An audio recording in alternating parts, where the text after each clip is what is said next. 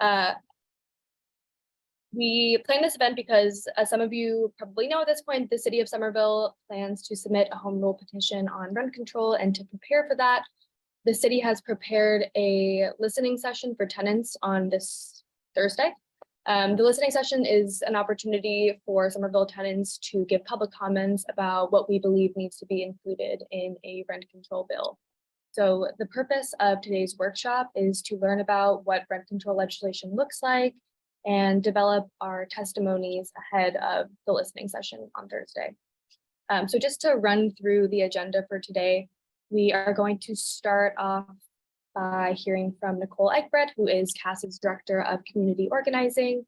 Nicole is also currently serving as the co-chair of the Residential Committee for the city's Fair Housing and Anti-Displacement Task Force. Nicole is going to provide an overview of the city legislative process, and we'll talk through some messaging that we can use in our public comments on Thursday. And then we'll be hearing from Katie McCann from City Life Vida Urbana and Mark Martinez from the Mass Law Reform Institute. They'll be giving some information about what a rent stabilization policy could look like. And then we'll close it out today by answering any questions from y'all and hopefully getting everyone to sign up to give your testimony on Thursday. Again, just want to thank you all for joining us. We ask that if you have any questions, especially like technical issues, drop those in the chat. There'll be folks monitoring the chat throughout. And then any other questions, we hopefully will have time at the end of the workshop today to go over those. So I am going to go ahead and pass it over to Nicole. Thanks, Sinead, and hi again, everyone. My name is Nicole. I use she and her pronouns.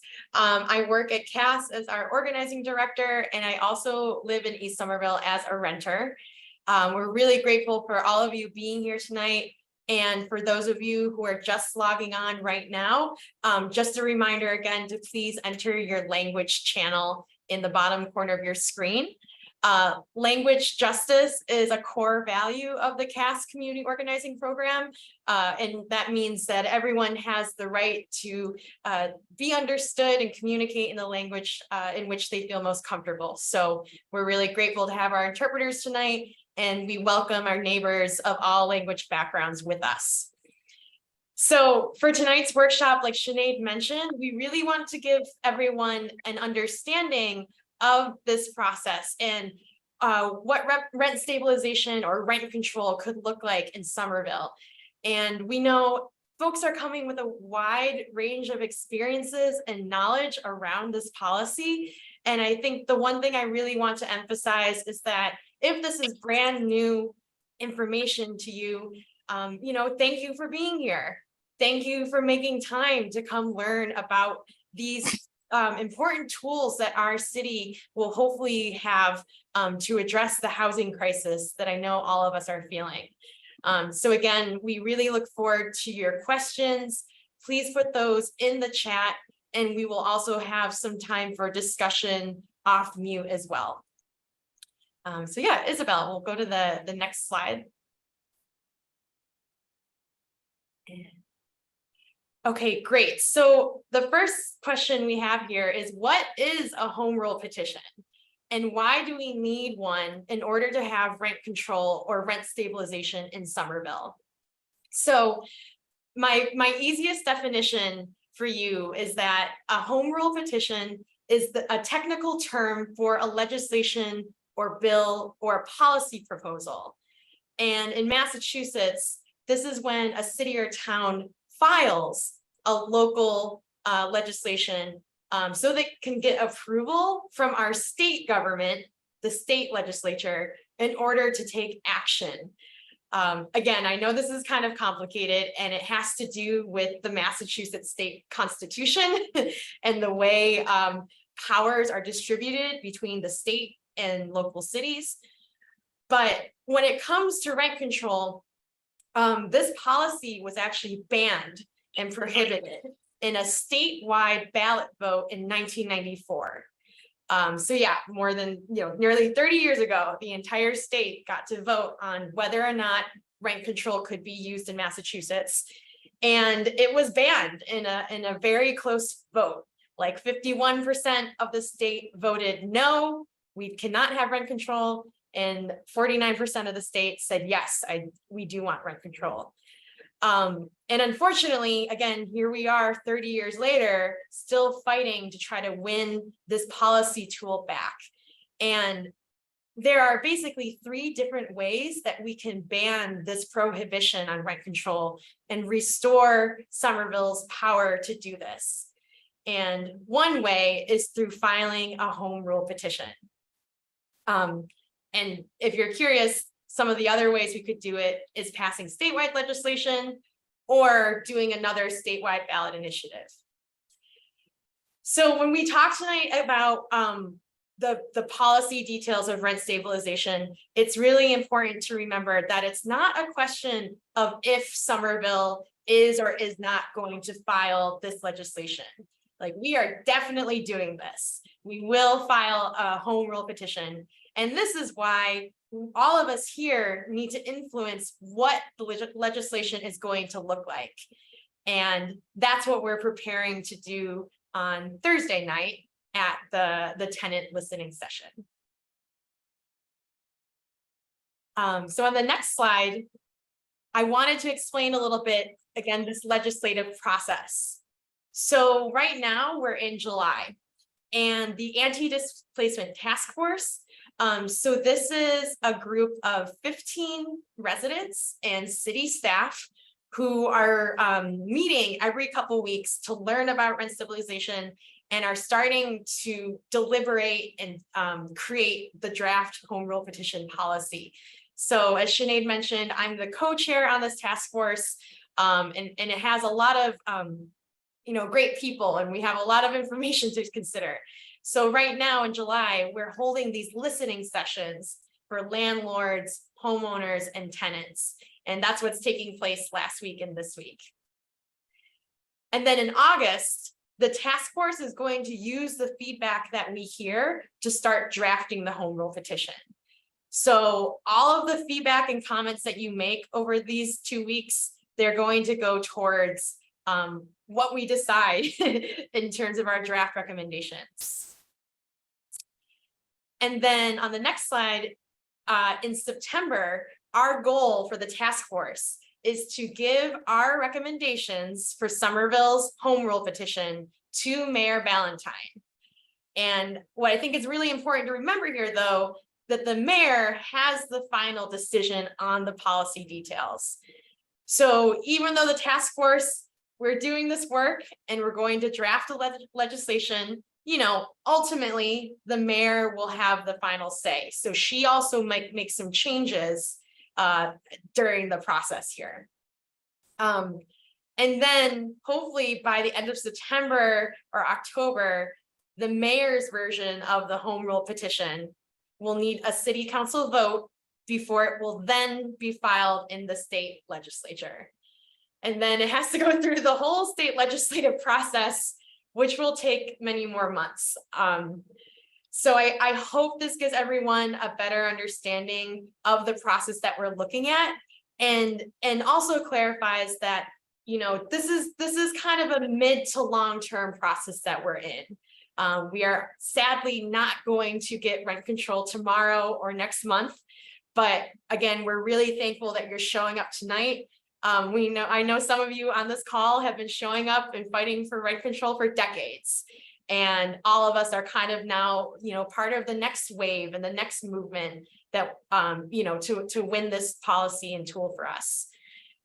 And I guess I want to also share that we need strong public turnout, especially from tenants like all of you, because the task force, again, we haven't decided yet what this bill is going to look like. We're beginning that process in August, but none of the details are figured out yet. And so you really have the opportunity to influence our decision making.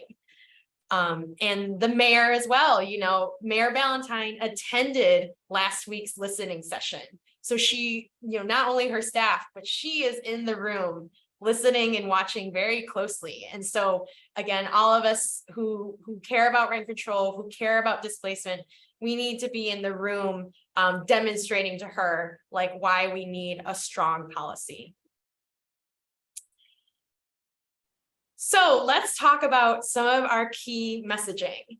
So for everyone who's testifying, maybe you're going to come to the Somerville Armory on Thursday, or maybe you can testify over Zoom, and you can also testify in writing over email. But we want to help really encourage people to focus on some key messaging together. One thing that's really typical with this process is that people are only going to have 2 minutes to testify. And that time goes by very fast. If you've ever had the experience of being, on the timer to share remarks, it's really challenging, right? And it's not fair, but unfortunately, it's the process that's set up right now. And so we wanted to ask everyone here to remember that, to balance your story with policy details.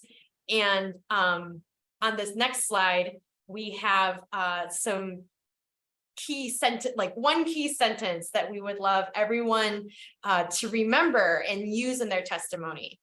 And this again is kind of like the baseline messaging, like the one sentence we want everyone to include. But I should also say that if you feel confident and excited to talk about the other policy details of rent stabilization, we definitely want you to talk about those. And in a minute, I will pass it to Katie and Mark, who will explain more of this.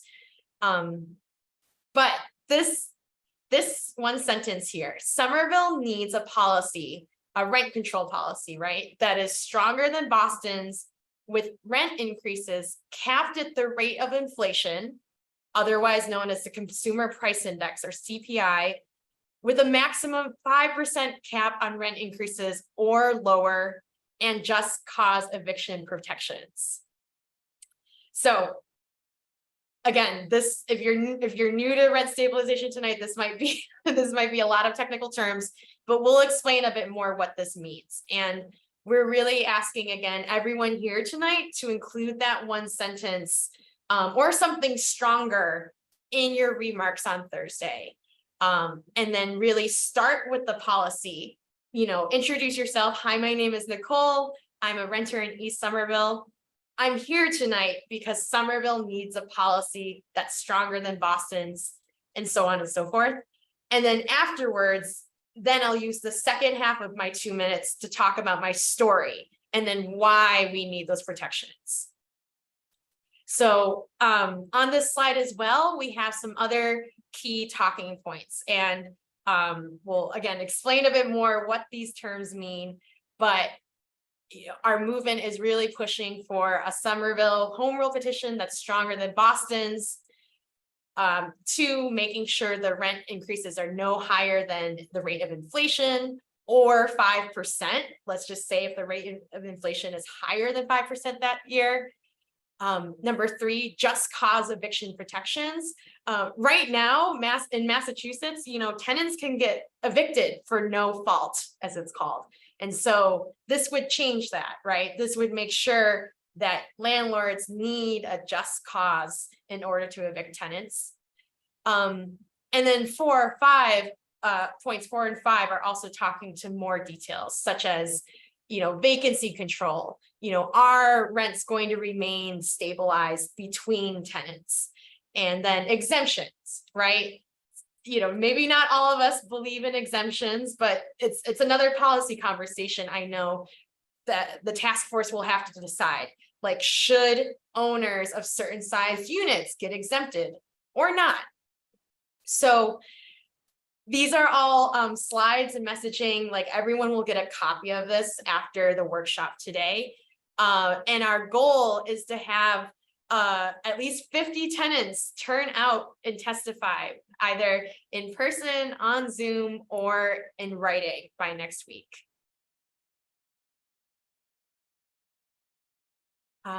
So at this point, I'm going to pass it over to Mark at the Mass Law Reform Institute to talk about rent stabilization policy.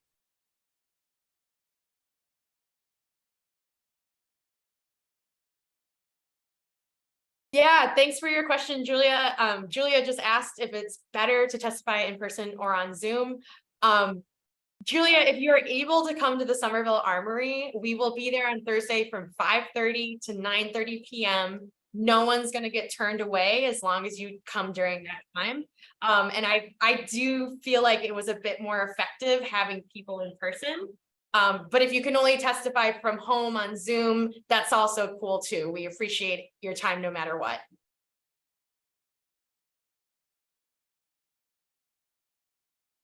All right, is it me? My turn?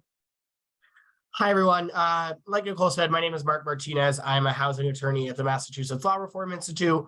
I work on a good number of housing policies, but one of them, the main one being rent control. And so what we want to do now is go through some of the high level parts of a rent control policy. We're not going to go through every single piece. We're not going to talk about everything that goes into a rent control policy, just because there are lots of small details that I don't think are important to cover in the type of testimony that you all are giving. But we do want to break down the kind of larger pieces, just so that everyone has an understanding of what these pieces are and why they're important to the overall policy. And so if you want to go to the next slide. Thank you. So we're going to focus on kind of 4 big ones. Again, these are not all of the pieces. There's more to it. If people have questions after this about some of the stuff that's not in here, we're happy to answer that. Like we said, we didn't want to get too in the weeds. And so the first one, right, which is really being carried through in that message that Nicole talked about that we really want to drive home, is what is the rent cap going to be? How do we want to limit the amount that rent can increase? And there's lots of ways that you can do that. Some policies have what's known as rent control boards, where they come together and make decisions based off of a bunch of factors. You can do percentages, right? Percentage of overall rent. What we are pushing for is CPI, which is a consumer price index, which is just another way to say inflation. So capping rents increases at the rate of inflation or 5%, whichever is lower. And so that is to say that if inflation is less than 5%, the amount that your landlord would be able to raise your rent would be whatever that rate of inflation is, but not letting it go higher than 5%. The idea there being the years when inflation is really high are the years that we can least afford large rent increases. And so that's one of the ways that tends to be the more popular way now. If you look at policies across the country, most cities that are enacting rent control or states that are enacting rent control are doing it with a CPI plus some other level on top of it. As you may know, the city of Boston's home rule is CPI plus 6% with a then overall cap at 10%. And other places have played with other numbers, but that's the general gist of the cap. The next part we're going to talk about is exemptions. Who should not be subject to rent control? And some of you are going to say everyone should be exempt. I mean, everyone should be applicable. Sorry, I'm going to just turn off my camera because I think I froze. Can people still hear me though? We can hear you okay, Mark. And just a quick request to speak like 10% slower for the interpreters. Absolutely. Thank you. So exemptions, what we're talking about there is what units are going to be exempt and for how long. Now, of course, a lot of people's reaction to this is nobody should be exempt. And that's a totally fine reaction. And if that is the policy that you want to push and advocate for, I would encourage you to do so. What I will say is that a lot of time exemptions are put in as a political tool, right? As a tool to save some of the people that we know the other side is going to bring out. And so, one of the common exemptions is exemptions for small landlords. So for owner-occupied buildings.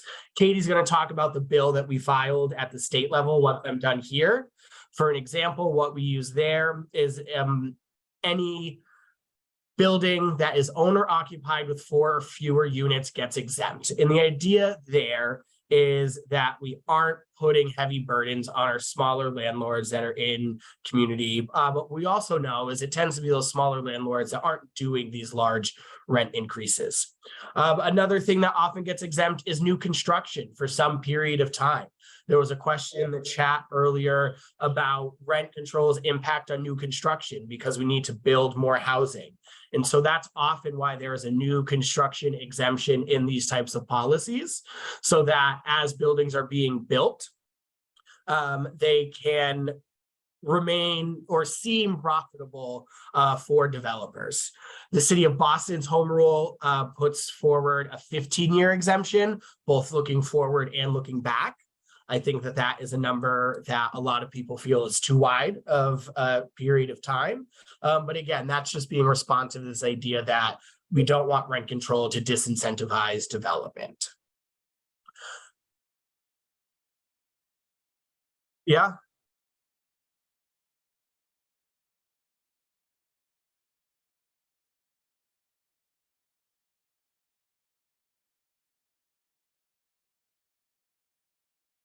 Yep.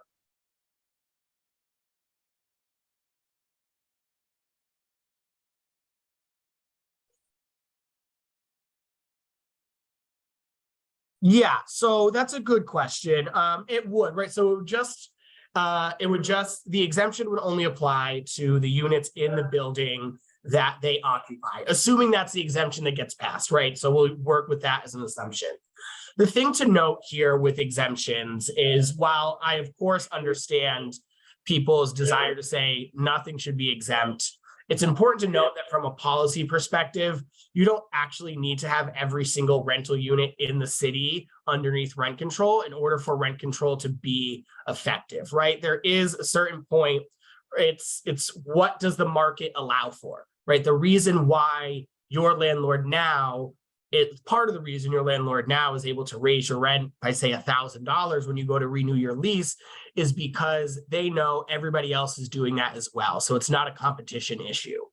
So what happens is, as long as you're creating a policy that has a few enough exemptions that enough of the overall units in the city are covered, it creates a downward pressure on all of the units because there is a competition aspect.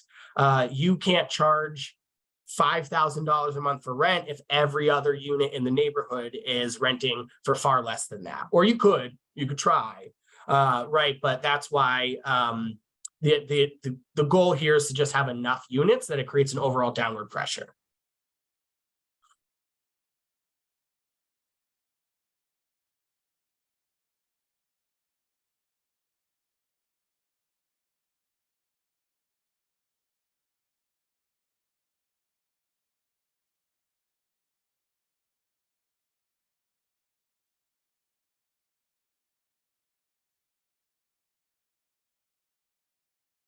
Yeah, you know, I would just have to like look at data. I'm not 100% sure which one would be better. I mean, my gut instinct here is if you just stick to the building that they live in, that's going to exempt a fewer number of units than if you just exempt everything that they own.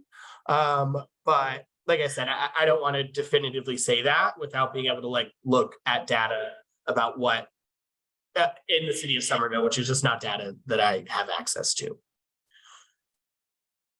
And so then the next one is vacancy control. And this was a big one in the city of Boston, and I think a really missed opportunity in the city of Boston.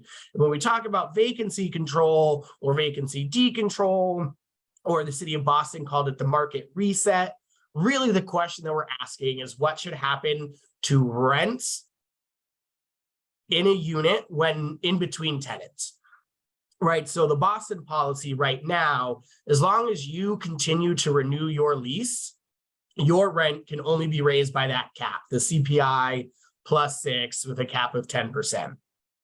What the policy says is if you move out of your unit and then somebody else moves in, the landlord is allowed to raise the rent as much as they would like to start with that new tenant. And so, right, We think that this is a really missed opportunity for a lot of reasons. I think that one, doesn't have the overall effect of keeping rents down across the board, which is of course what we want. And the other thing is we know that it incentivizes evictions, right? It incentivizes the landlord to get a tenant out. And what we know is that the vast majority of evictions are what's known as informal evictions. So they don't go through the court. And so we can have whatever protections we want, which I'll talk about in a minute, but not having this absolutely creates an incentive for landlords to get tenants out if they want to raise the rent. And we know that they're successful at it. We know that landlords are successful about pushing people out of their homes before they ever get into court. The people especially susceptible to this, of course, are lower income individuals, people who don't speak English as their first language, our undocumented neighbors that are really afraid of the court process altogether, right? So it's the most vulnerable among us that are going to fall victim to this if we create a system and where we incentivize landlords trying to get people out. And so, I think that this vacancy control is such a key piece. And I would love to hear lots of people talking about it when they're giving their testimony this week, because not having it, I don't want to say renders the policy useless, but it severely weakens what the policy is designed to do.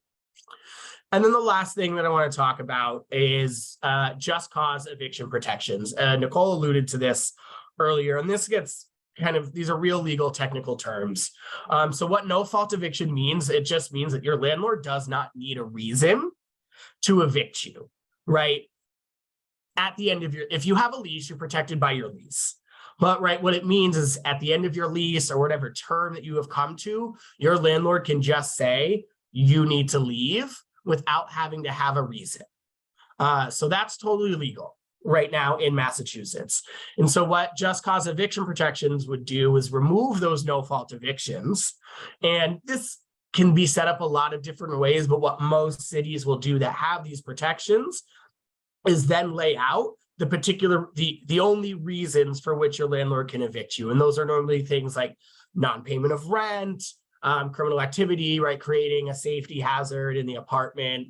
And there are a few other things that, vary from city to city.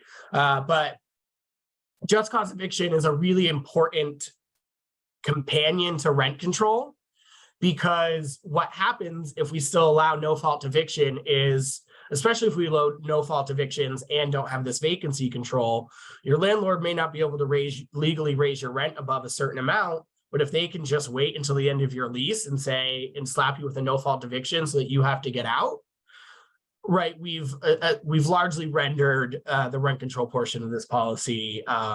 Again, I don't want to say useless, but we've severely weakened it.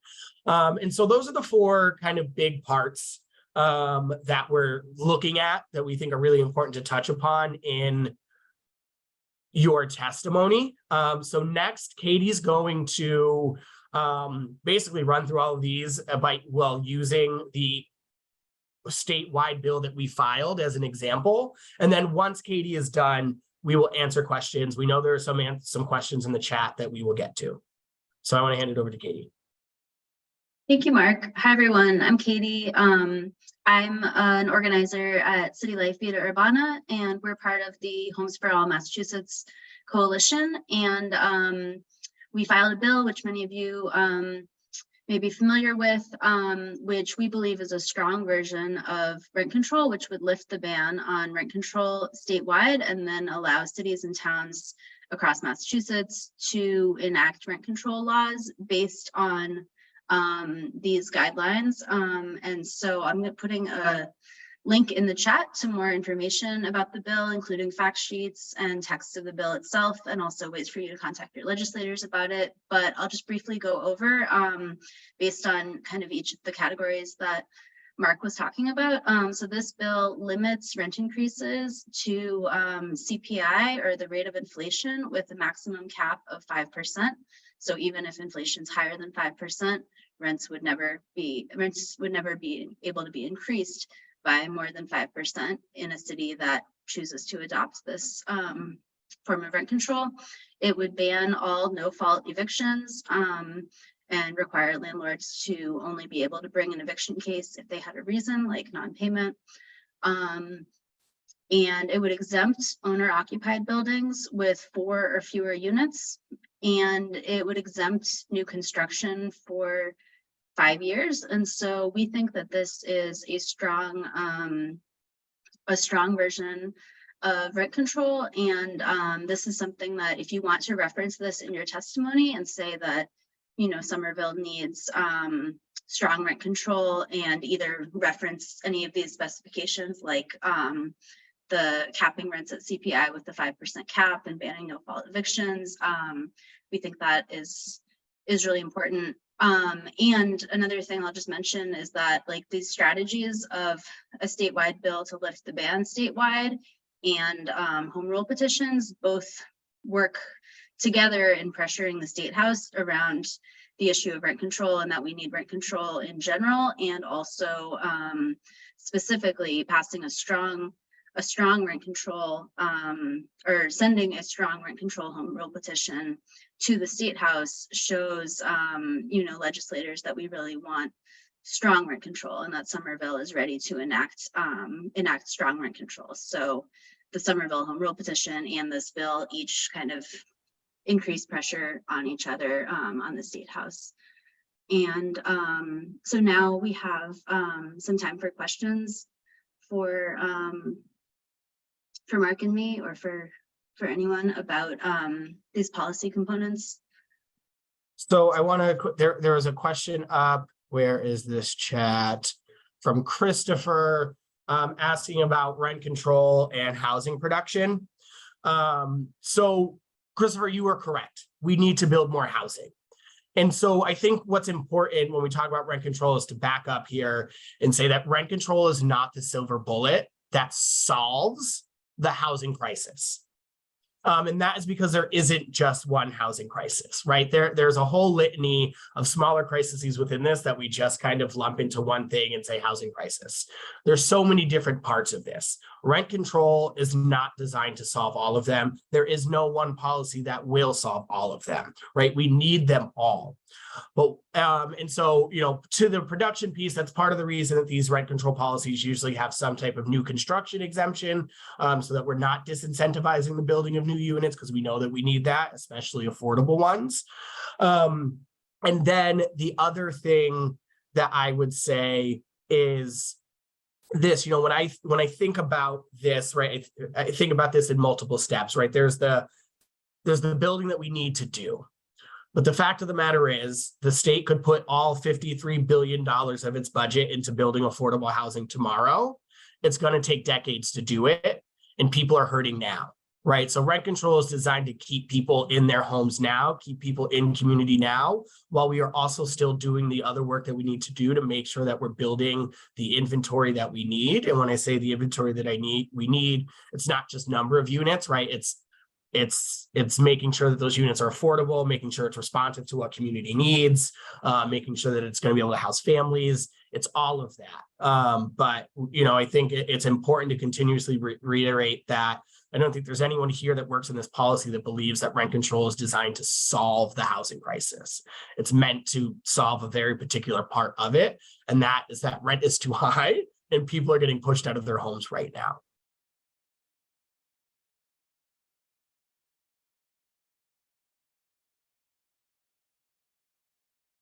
I don't know if I see hands. Should I be calling on people? I don't know who's. Okay.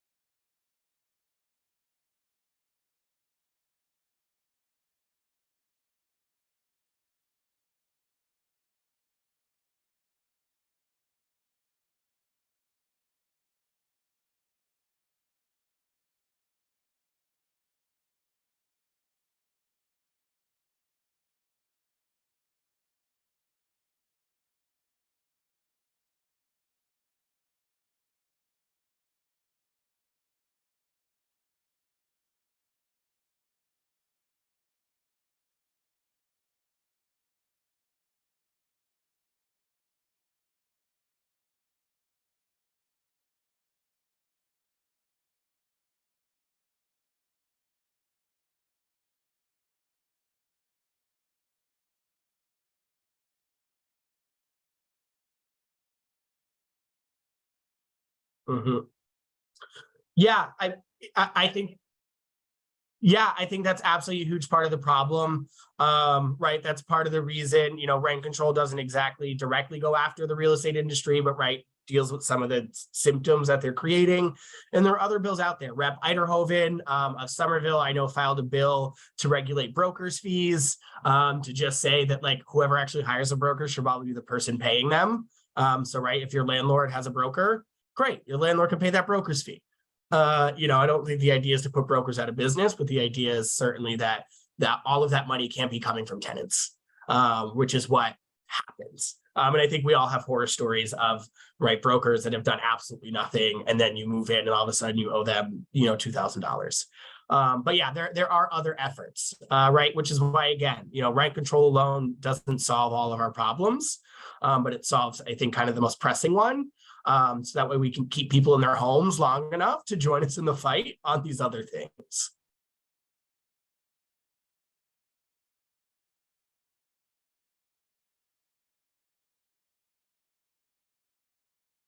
Brokers are allowed to charge fees. Landlords are not. It gets a little, yeah, it's a weird system that we have. Is that Camila, you have a hand? Yeah, I was just wondering if either in the rent control bill or any other rent control bills, whether there's like clauses around the month-to-month situation, because I'm assuming, I mean, it would work differently, right? When they can or cannot raise the rent, and whether that's been addressed in other examples. Yeah, generally most of these policies allow the rent increase once every 12 months. And so that's generally that's how the bill that we're talking about here is written. It's how the Somerville home rule is written. I mean, the Boston home rule is written. Correct me if I'm wrong. I think Rep. Connolly is on here. I'm pretty sure the bill that he drafted does the same thing. It generally sets up the rent increases as once every 12 months.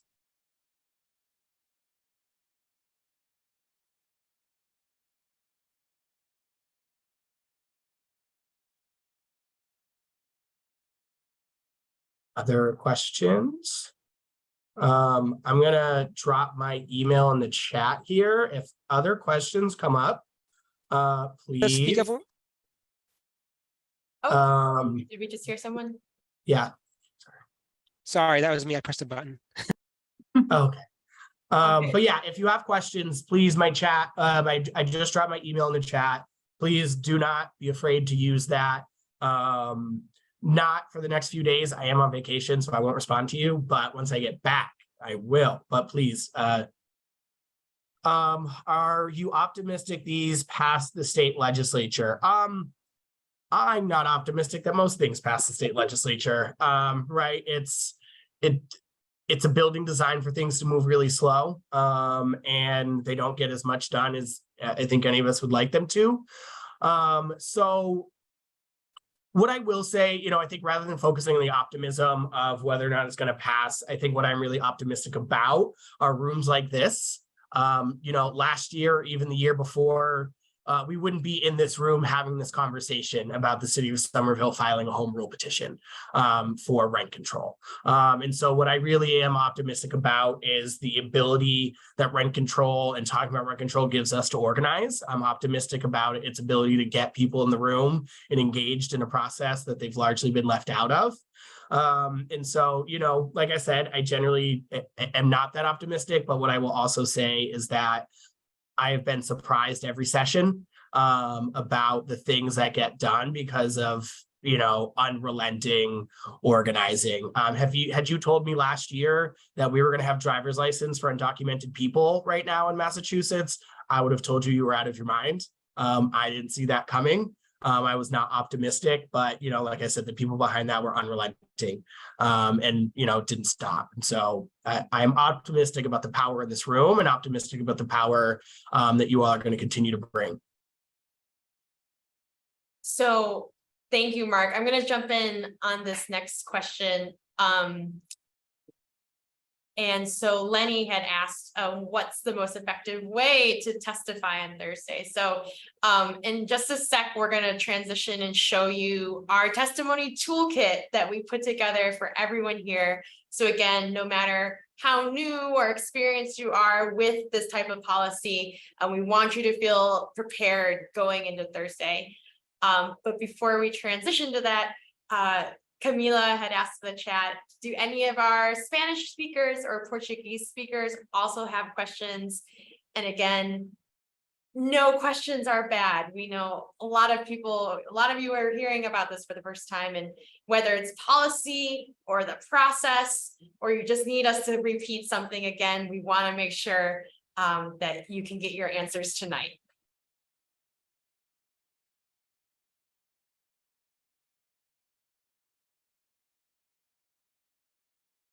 Can I just say something? My name is Gabrielle. I'm with City Life Vida Urbana. I used to live in Somerville way back in God knows, a long time ago. And I know my family, we were displaced. At the time, I didn't know it was displacement, but we knew we were priced out. So basically, I guess my testimony would be about that, my previous experience. And also I've written the 3 key, the rent cap, no fault eviction, and just the importance of rent stabilization. So that's what I think definitely I wanna. But let me ask you, do you think like this type of home hold petition, like somehow we can get it in other cities like Malden and Medford, or is that something that eventually you think that if we were to pass this in Somerville, that Medford, because they're experiencing the same travesty, Medford, Malden, and all that stuff. Are there people in the community who are coming in saying like, yeah, because I lived in Somerville and I had to move to Medford and then eventually to Malden. That's exactly. Thank God at the time prices for homes were still reasonable. And my mother was able to purchase a home. And so we've been in Malden since then. Well, she's been in Malden since then. But yeah, for so many families, there's no such luck. So yeah. Gabrielle, so thankful to have you here. Gabrielle is also a fellow housing justice organizer at City Life. She's doing the work for so many other tenants in Boston and beyond. And that's Somerville hopes to be part of this continuously growing movement of cities and towns around the state who again are looking to file their own home rule petitions. We hope that, by doing this after Boston, again, we will put more pressure on the state legislature. And I know Katie has been working with other communities.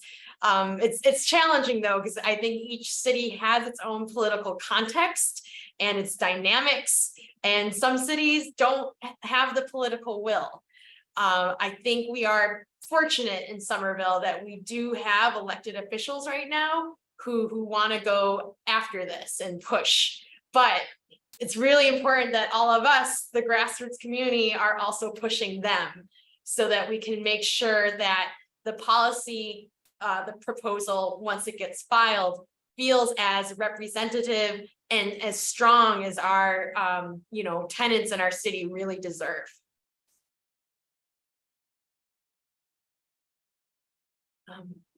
So yeah, any other questions before we show everyone the testimony toolkit? If someone wouldn't mind putting the link, we have a link to our toolkit, and we will also email this to everyone right either like this tonight or first thing tomorrow morning. So our toolkit is in English, Spanish, and Portuguese. If you go to the next slide, we have just a screenshot to show you. And we tried to keep this really simple because again, we know 2 minutes can go really fast. So at the top of the toolkit, you'll see just a quick description again about the home rule process for rent stabilization. And then we also need everyone to sign up and register for testimony. So Sinead, if you wouldn't mind putting that link in the chat as well. If you have not signed up yet, registration closes tomorrow at 5 p.m. So the link, the Google Forms link that Sinead just put in the chat, that is to register for testimony in all languages. You'll see at the top that you can register in English, or if you're a Spanish speaker, Portuguese speaker, or any other language, there's a separate form. But we really want you to register to testify. And then here's the basic, structure you can follow. Introduce yourself, and then share that first key message in one sentence, of having a policy that's stronger than Boston's, with the rent increases capped at inflation and a maximum of 5%, and then just cause eviction protections. And then if you want to talk about other policies, like the ones that Mark and Katie walked us through, or ones that you brought up that you believe in, like that's where you can include those details. And then the second half of your testimony, share why. And this is where your personal stories, experiences, and observations come in. So that will really humanize your policy argument. So on the next slide, we have a screenshot of the testimony in toolkit in Spanish as well. So that's on page 2 of the toolkit. And then finally on page 3, we have the toolkit in Portuguese. So big thank you to Camila from CAS Organizing for doing these translations and making sure that all of us had these words and instructions to follow. So does anyone on the workshop right now have questions about the toolkit? Or if anyone had issues accessing the toolkit from the link?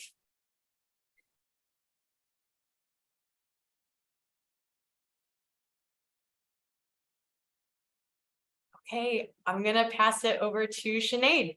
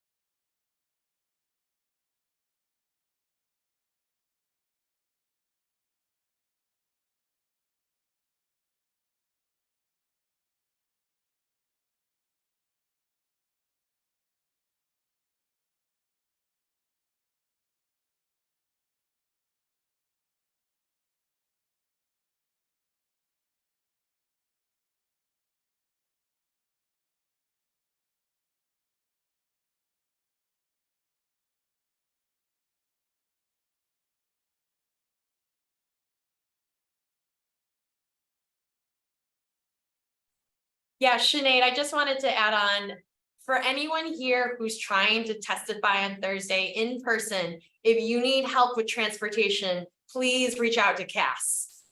We would love to reimburse you for a taxi or organize a Lyft or Uber ride. So if transportation is a barrier, please don't let it be. CAS wants to help you. And again, we are going to be at the Somerville Armory on Highland Avenue from 5:30 to 9:30 p.m. So I know last week when they had the landlord session, like testimony officially ended, there were no more speakers after 8 p.m. But the task force in the city stuck around until 9:30, and I'm going to be there. So I really, really hope to see all of you. And there will be interpretation into Spanish and Portuguese, so everyone is welcome.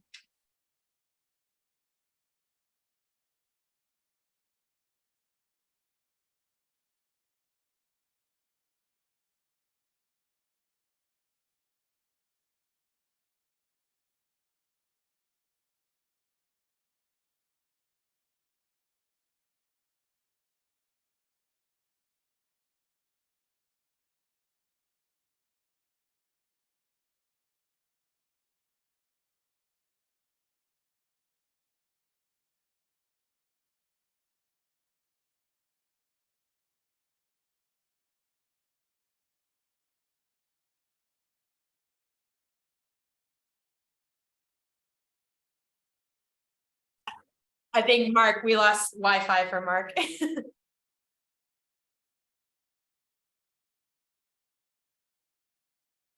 I can. Andrea Park is also here from MLRI if you wanna.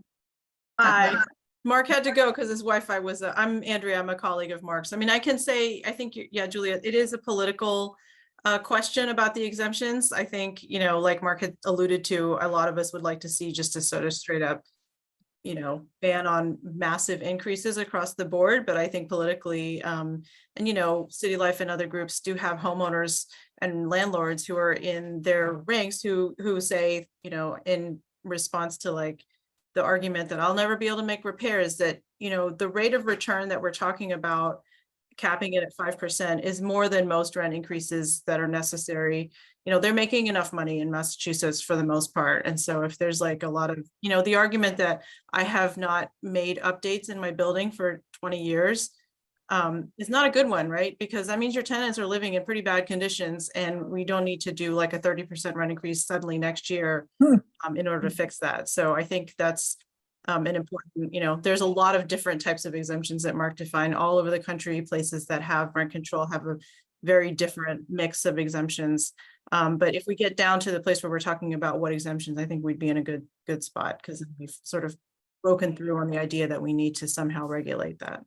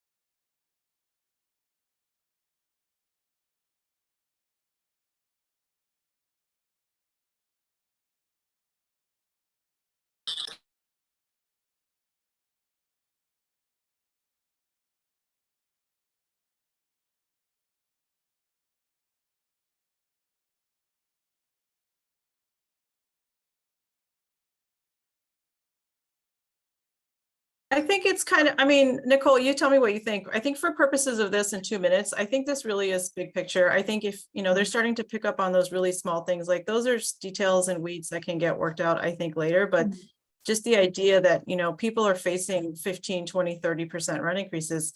If we agree that that is the starting point where we shouldn't let that happen, then I think I would not let them distract with the exemptions piece.